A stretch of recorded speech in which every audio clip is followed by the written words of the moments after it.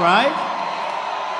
I'll tell you what, and I want to thank High Point because it's a great school. Great school. Thank you. Really nice. And the big thing is early voting starts here, October 20th. So ideally you get out and you vote, right? You get out early. Don't wait. November 8th is the big day, but don't wait. October 20th, you start early voting. So if you can, get it in there and then you can just relax. Although on November 8th, you shouldn't relax. You should get all of your friends to vote. You know that, right? Okay. So it's wonderful to be back in North Carolina, an incredible place. We won this in the primaries, as you remember, and it was a big victory. And so I have a warm, warm spot in my heart. That was an important victory. Come November 8th, we're going to win this state, and we're going to win back the White House. It's about time. We're going to win back the White House. And we're going to bring back your jobs, which have been ripped out of our country. We're bringing back your jobs. We're going to cut your taxes massively. And you know, people don't understand, but Hillary Clinton is raising your taxes, very substantial tax increase. So people don't understand that. We're going to renegotiate our disastrous trade deals. We're going to protect our country from radical Islamic terrorism.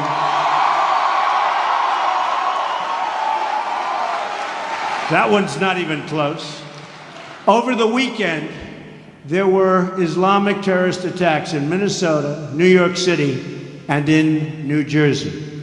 These attacks were made possible because of our extremely open immigration system, which fails to properly vet and screen the individuals or families coming into our country. Attack after attack, from 9/11 to San Bernardino to Orlando, we have seen how failure to screen who is entering the United States puts all of our citizens in great danger. So let me state this very, very clearly. And as you know, at least most of you know, I've been saying this for a long time. This didn't just happen like yesterday. Immigration security is national security.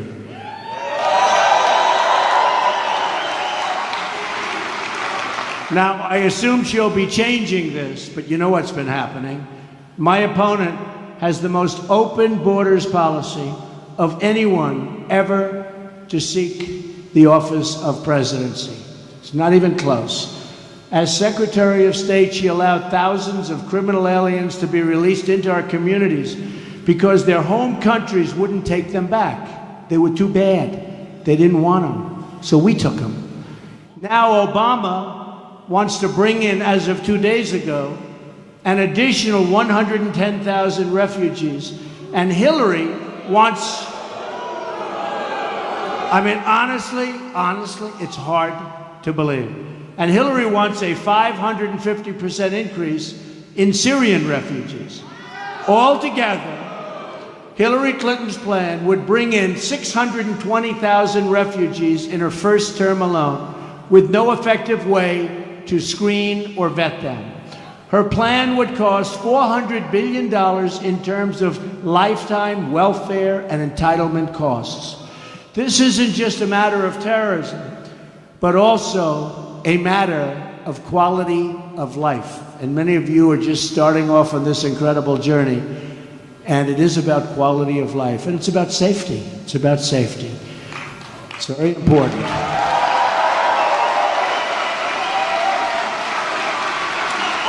Have to have a safe country.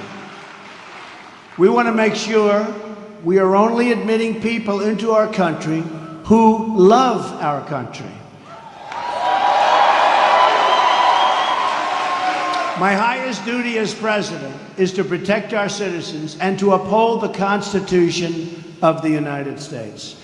I will honor that duty to the fullest extent every single day, and I will never waver in that sacred obligation.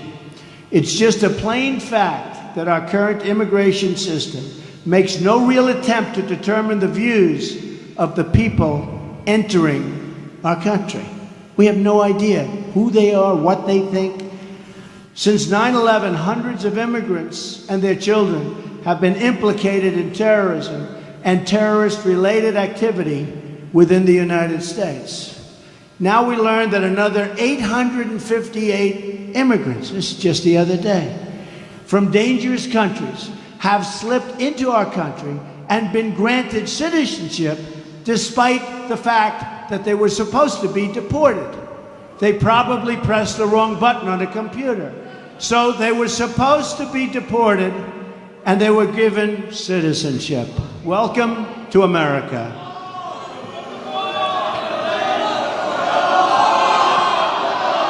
Oh, we're going to build a wall.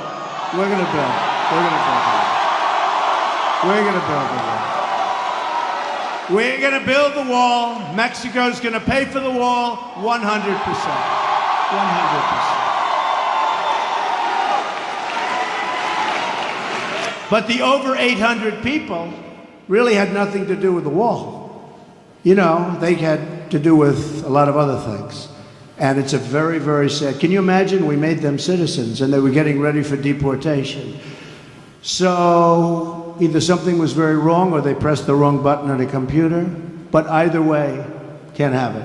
Altogether, there are nearly 1 million individuals in the United States with deportation orders who have not yet been removed. In the 20th century, the United States defeated fascism, Nazism, and communism. Now we must defeat radical Islamic terrorism.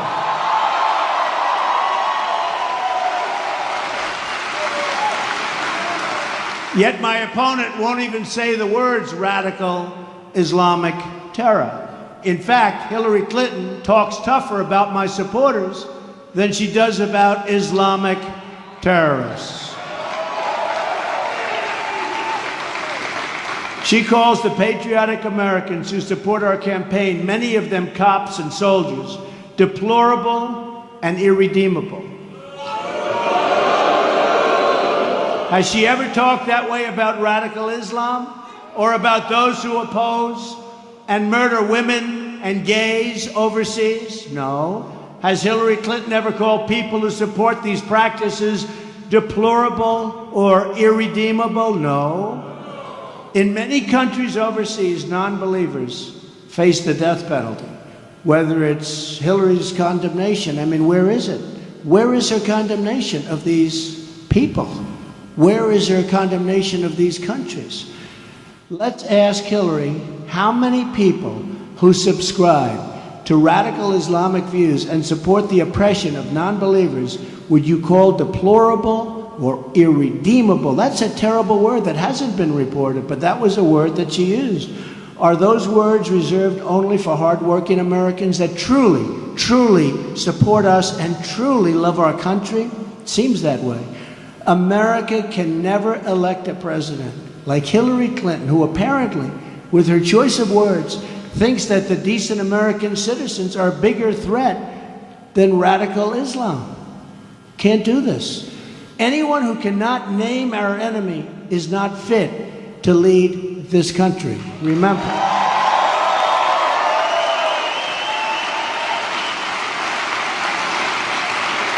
And if you can't name your enemy, you don't know what the problem is. And if you don't know what the problem is, you're never going to fix the problem. Anyone who cannot condemn the hatred, oppression, and violence of radical Islam lacks the moral clarity to serve as our president.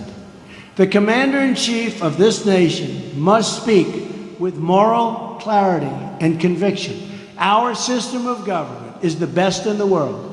And as your president, I will defend our values and speak out against those who assault our values in any way, shape, or form. Right? It's also time to remember one very important word: accountability. All this disaster with ISIS happened on Hillary Clinton's watch. Happened with her. Her bad judgment, her bad decision-making, her policies in Iraq and Libya and Syria are responsible for the rise of ISIS. Her attacks on me are all meant to deflect from her record of unleashing this monstrous evil upon us. You ever notice all she does is attack me constantly? Attack.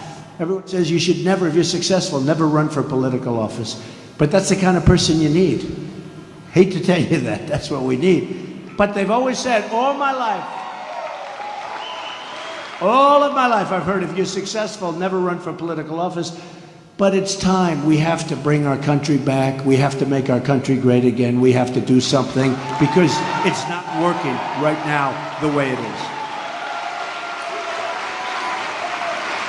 Her timetable, and it's, this is so true. Her timetable and withdrawal from Iraq, her push for regime change in Libya and Syria, her open border policies.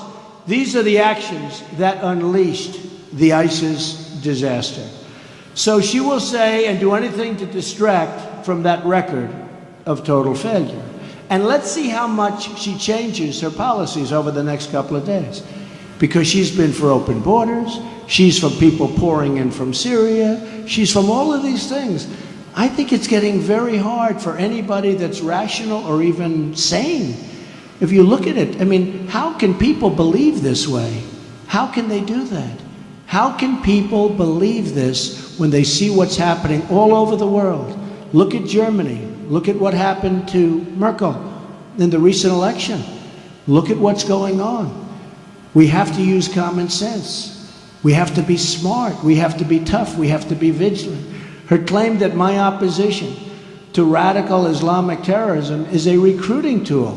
So how does that have to do with, I'm being tough? Why is that a recruiting? I'm much tougher than her on this horrible situation. But she goes around saying it's a recruiting tool. Somebody gave her that from Madison Avenue. You know what, that's advertising. They gave her that they said, let's call it a recruiting tool. But why? Because I'm tough? It's a recruiting tool? It demonstrates a level of ignorance about the terror threat that really is disqualifying for a person seeking the presidency. When she says my opposition to radical Islamic terror provides aid and comfort to the enemy, we know that Hillary Clinton has once again demonstrated that she's really unfit for office.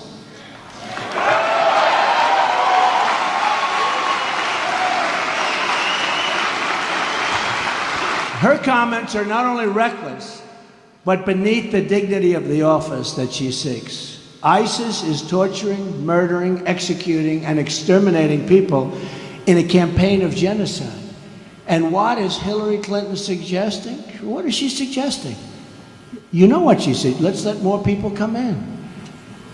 That we should censor our vocabulary so as not to upset these butchers. I have news for Hillary. Refusing to call out radical Islam will not lessen the danger. It will only increase and embolden the danger, just like we have seen during her disastrous and failed term as Secretary of State. It emboldens them.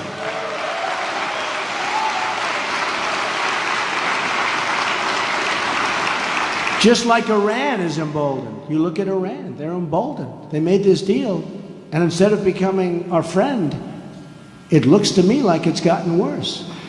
The rise of ISIS is Hillary Clinton's foreign policy legacy. One of them, many others that are not good. Secretary Clinton has helped to topple regimes, displace millions, and then open the door to ISIS potentially to enter this country. Now you think of this, it's a disaster. So how is this policy a smart policy? Clinton's decisions overseas have left us with the threat we face today, and her immigration policies will invite this threat onto our shores as sure as you are there in front of me, standing, watching. That's going to happen right onto our shores. It's happening. We must stop the massive inflow of refugees, which Hillary Clinton is trying to drastically increase. Now, she may change her mind because this is what's been happening for a long time, but it's getting harder and harder because how are you electable when you have policies like that? We should temporarily suspend immigration entirely from regions where safe and adequate screening, and I mean extreme vetting, cannot occur. Right? Pew polling shows that in many of the countries from which we draw large numbers of immigrants, extreme views about religion, such as the death penalty for those who leave the faith, are commonplace. The death penalty. It's the job, and really, of government to admit those, and only those, who we expect to succeed and to flourish here and become part of our incredible country and home.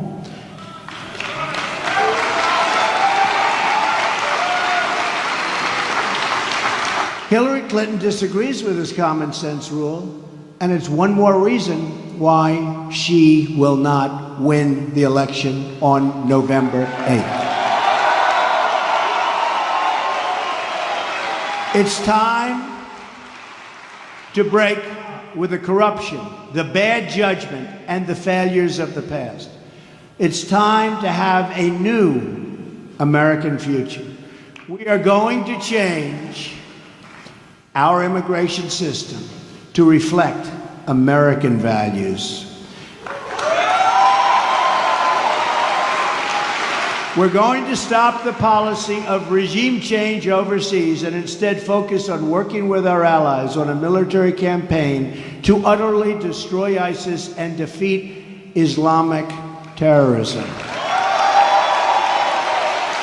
This will not only require military warfare, but also financial warfare, cyber warfare, and ideological warfare. But to win this struggle, we need to be strong at home. We're going to rebuild our country. Our infrastructure is a disaster. Our country is a mess with $20 trillion in debt. Think of it, $20 trillion. At the center of the effort will be, in fact, the rebuilding of our inner cities. Nearly 4 in 10 African American children live in poverty, including 45% of African American children under the age of 6. Think of that. 58% of African American youth are not working. Violent crime rose in America's 50 largest cities last year. It went through the roof. Homicides are up nearly 50% in Washington, D.C., and more than 60% in Baltimore. More than 3,000 people have been shot in Chicago since January. Think of that, since January, 3,000 people. That's like worse than the war-torn nations that you're looking at. That's worse than Afghanistan. The schools are failing. The jobs are leaving, and millions are trapped in poverty. So to the African American community, I say, vote for Donald Trump. I will fix it. I will fix it.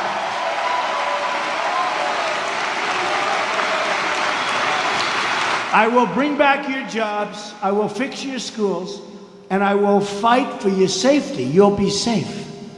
It's time for new civil rights agendas, and one that promises safe communities, great education, and a good paying job.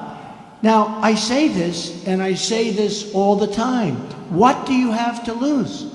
Your education is broken. Your communities are unsafe. There are no jobs.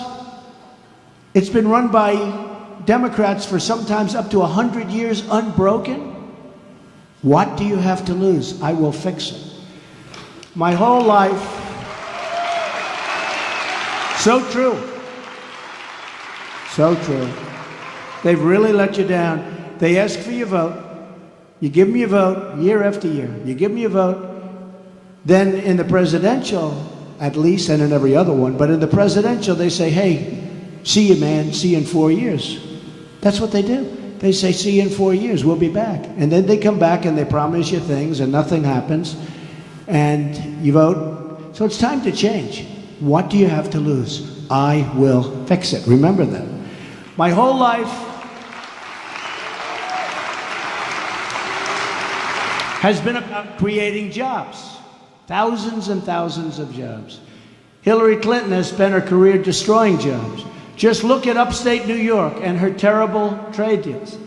Hillary supported NAFTA. She supported China's entrance into the World Trade Organization, a disaster.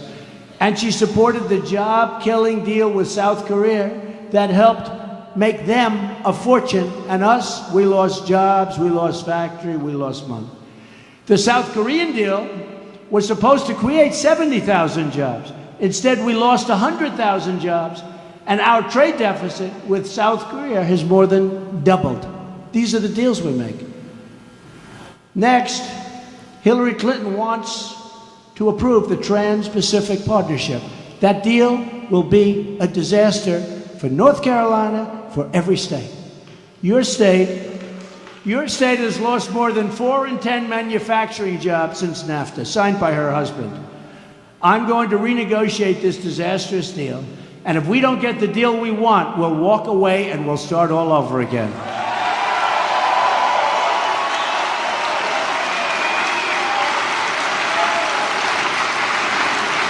Our trade deficit with the world is nearly $800 billion a year. Think of that, $800 billion.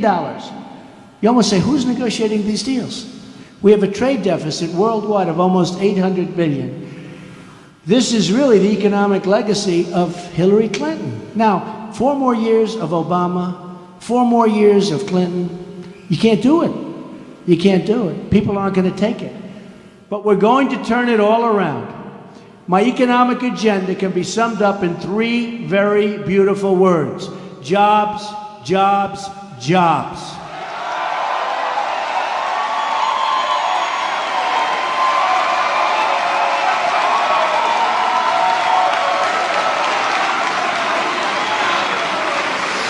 I'm going to get rid of massive, absolutely massive amounts of unnecessary regulations. And your tax cuts are going to be so happy. You're going to be so happy when you bring all that money home.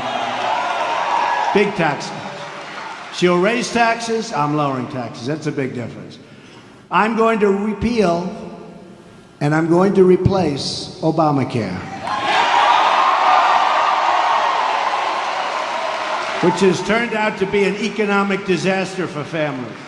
I'm going to create American energy independence. I'm going to make our government lean, responsible, and efficient. I'm going to fix our terrible trade deals and defend the American worker. I'm going to rebuild our depleted military and take care of our great veterans.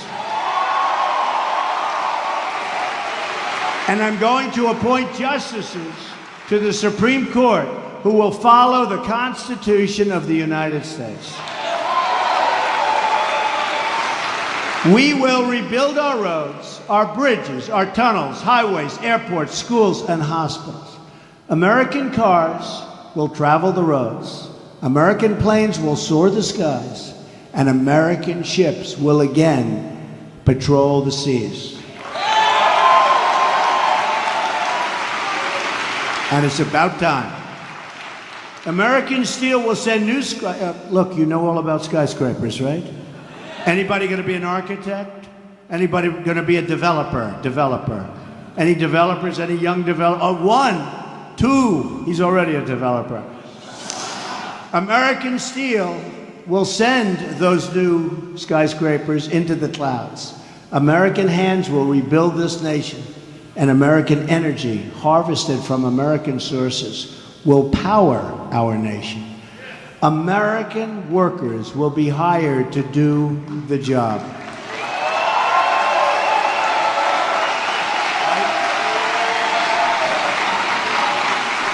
We will put new American steel into the spine of this country.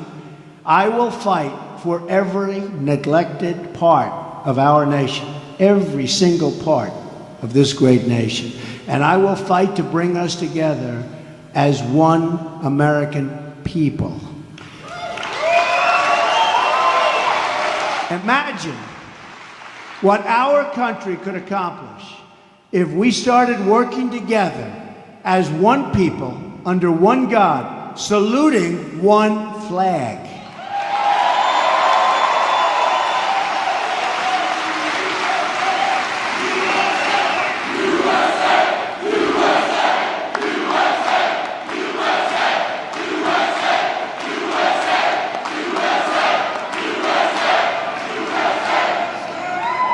It's time to break with the bitter failures of the past and to embrace a new inclusive prosperity, and the American future, because that's what it's going to be.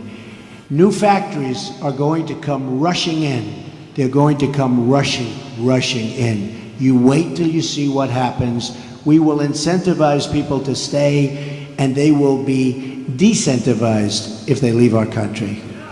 They're not going to just come out, fire all our people, build product outside of the country, and sell it into our country so easily. It's going to be a whole different ballgame. And now they'll say, you know what? I think we're not leaving. That's what's going to happen. Once more, we will have a government of, by, and for the people.